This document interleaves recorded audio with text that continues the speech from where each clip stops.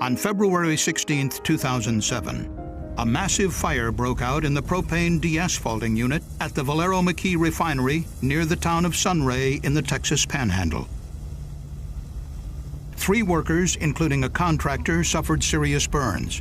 11 others received minor injuries. The fire occurred after liquid propane was released from process piping in a deasphalting unit. The rapidly spreading blaze forced the evacuation of the entire refinery. The CSB investigated because of the serious nature of the accident. The fire shut down the refinery for 2 months, and it operated at reduced capacity for nearly a year. The shutdown contributed to temporary shortfalls in gasoline supplies in some markets. The fire caused extensive equipment damage. Valero estimated that direct losses exceeded $50 million.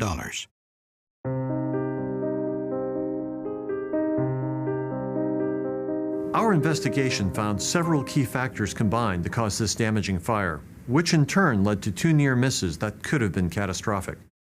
The following animation depicts the sequence of events the CSB determined likely led to the accident. The propane deasphalting unit, or PDA, used high-pressure liquid propane to separate asphalt and gas oil from a heavy petroleum mixture known as pitch. Propane flowed through a control station, up a vertical pipe, and into an extraction tower. When the process was originally designed, propane also flowed through a second control station, mixed with pitch, and entered higher up on the same extraction tower. But in the early 1990s, the process was changed, and the use of this second station was discontinued by closing several valves. This created a dead leg, a section of piping without any flow through it. The CSB later determined that, unknown to operators at the time, a foreign object, a piece of metal, had wedged under the gate of one of the 10-inch valves, preventing the gate from closing fully and leaving a path for liquid to seep past the valve. The propane above the valve contained small amounts of water. Some of the water, which is heavier than propane, sank through the valve and accumulated in the piping elbow below. The piping dead leg formed by the mixed control station had been left connected for years, apparently without incident. But now, in February 2007, conditions arose that would lead to a pipe failure. That month, a cold snap dropped temperatures well below freezing for 4 days, reaching a low of 6 degrees Fahrenheit on February 15th. Water in the piping likely froze, expanded, and cracked the piping elbow. For a time, the ice itself prevented propane from escaping, until around 9 a.m. on February 16th, when the temperature climbed above the freezing mark and the ice began to thaw. At 2:09 p.m., the melting ice gave way. High-pressure liquid propane from the deasphalting unit began to escape through the small opening in the leaking valve and out the cracked elbow. The CSB estimated the initial flow rate of propane at 4,500 pounds per minute. A large flammable vapor cloud rapidly formed. The wind blew the propane cloud toward a boiler house. Moments later, the cloud ignited. Flames flashed back to the cracked piping elbow, creating a high-pressure jet fire. The fire rapidly damaged nearby pipes, causing a second jet fire aimed at a non-fireproofed steel support structure under a pipe bridge 77 feet away. Within minutes, it collapsed under the intense heat. This broke open numerous lines filled with flammable materials flowing from other parts of the refinery.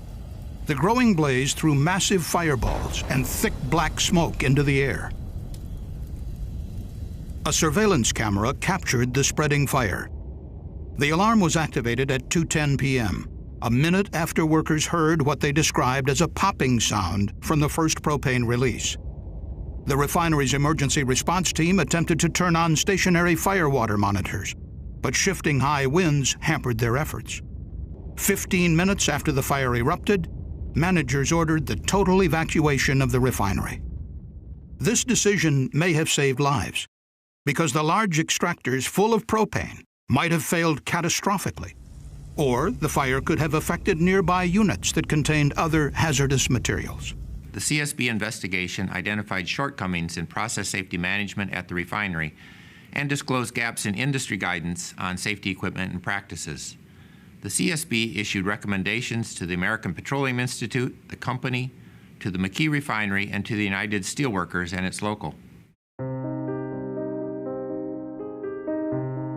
This accident began in a section of liquid propane piping that hadn't been used for up to 15 years. At the time when its use was discontinued, management did not conduct a review to determine the safest way to take the piping out of service. Closing the valves in the control station created a dead leg, a section of piping without flow. The CSB found that the safest approach would have been to permanently remove the section of idle piping, but this was not done. Nor was the piping elbow positively isolated from the source of high-pressure propane using a blind, a metal plate inserted into a pipe flange. Freeze protection could also have prevented the water-filled elbow from fracturing during cold weather. Freeze protection practices at the McKee Refinery were informal. There was no written program in place to ensure that all equipment that needed freeze protection necessarily got it. The CSB report noted that the American Petroleum Institute, API, does not provide any detailed guidance for refineries on establishing effective freeze protection programs. The board recommended that API develop a new recommended practice for refinery freeze protection, which should include the establishment of a written freeze protection program, periodic inspections of dead legs and equipment that is infrequently used or out of service, requirements for management of change reviews.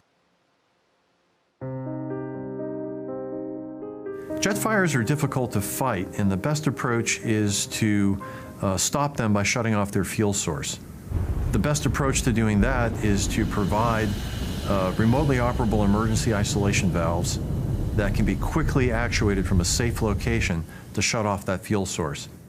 The CSB found that American Petroleum Institute guidance does not specifically discuss the use of remotely operated shutoff valves in refinery process units to control jet fires. Valero's internal standards do require remotely operated shutoff valves, but at the time of the accident, the company had not retrofitted such valves into the deasphalting unit at the McKee Refinery. When the initial release occurred, control room operators could not shut off the flow of propane. Another very useful approach is to fireproof piping, equipment, and support steel in the area so that it doesn't fail quickly when first exposed to a jet fire. During the incident, a high-pressure propane jet fire shot toward the support for a 90-foot wide pipe bridge. The support was not fireproofed and quickly gave way. Fireproofed pipe rack columns, however, remained intact throughout the inferno. Not fireproofing the steel structures that support pipe racks makes them susceptible to collapse in the heat of a refinery fire. When these pipes do collapse, more liquid can be released, feeding the fire and increasing its intensity. The collapse of the pipe rack at the McKee Refinery also contributed to the extended shutdown of the facility. The CSB found that API and Valero safety standards recommend fireproofing structural steel supports up to a maximum of 50 feet from possible fuel sources. But CSB investigators observed damage to the pipe bridge support 77 feet from the likely source of the jet fire. The CSB's final report called on the API to revise its fire protection guidance to require the use of remotely operated shutoff valves and more extensive fireproofing of structural support steel near refinery process units where jet fires can occur. Valero used chlorine as a biocide to kill bacteria in cooling water. This chlorine was stored in a hazardous area where it was exposed to the threat of fire. Refineries don't have to use chlorine. There are inherently safer chemicals, such as bleach, that can be used for this purpose. 3 one-ton chlorine containers were in a shed only about 100 feet from the deasphalting unit. The intense heat ruptured one of the containers and melted the fusible plugs on all 3, causing a release of chlorine. Valero reported subsequently that more than 5,300 pounds of chlorine were released to the atmosphere. The toxic gas could have presented a serious threat to responders had they not been evacuated earlier.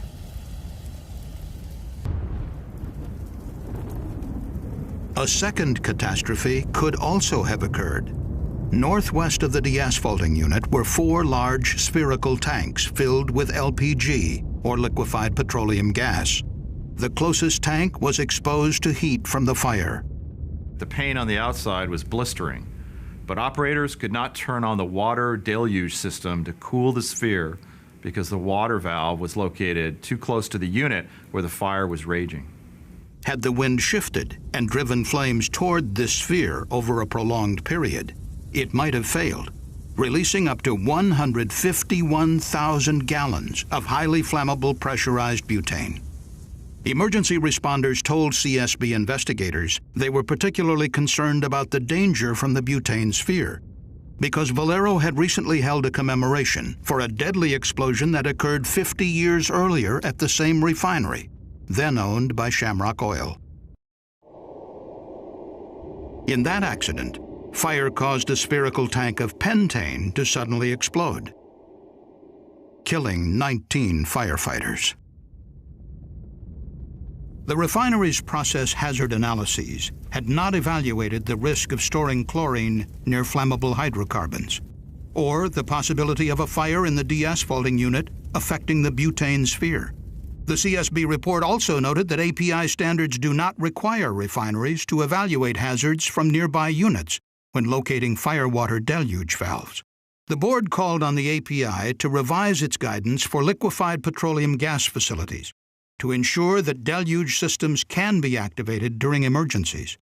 The CSB also recommended that Valero follow its existing plan to replace chlorine with safer biocides for cooling water. Finally, the CSB called on the McKee Refinery, the United Steelworkers, and its local union to work together to improve the hazard analysis program at the facility. Safe petroleum refinery operations can benefit not only workers and companies, but the nation's economy as well, preventing outages and shortfalls in the nation's vital gasoline supply system. Thank you for watching this CSB safety video. For more information on the CSB investigation report on the Valero refinery accident, please visit csb.gov.